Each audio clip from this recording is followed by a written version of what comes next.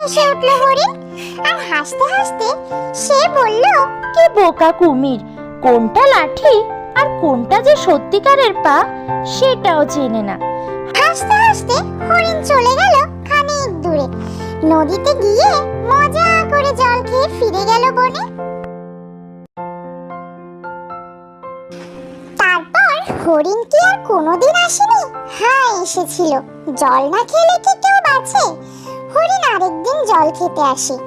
এসে দেখে কি নদীতে একটা কাঠের বড় টুকরো ভাসছে। হরিণ জানে কুমির যখন জলে ভাসে তখন থাকে ঠিক কাঠের টুকরোর মতোই দেখায়। মনে মনে আবার মতলব পাটলো হরিণ, আর ও জোরে জোরে চেঁচিয়ে বলল, কাঠের টুকরোটা সত্যি যদি কুমির হয় তবে আমার সাথে কথা বলবে না, আর কুমির না হয়ে সত্যি যদি কাঠের টুকরোই হয় তবে আমার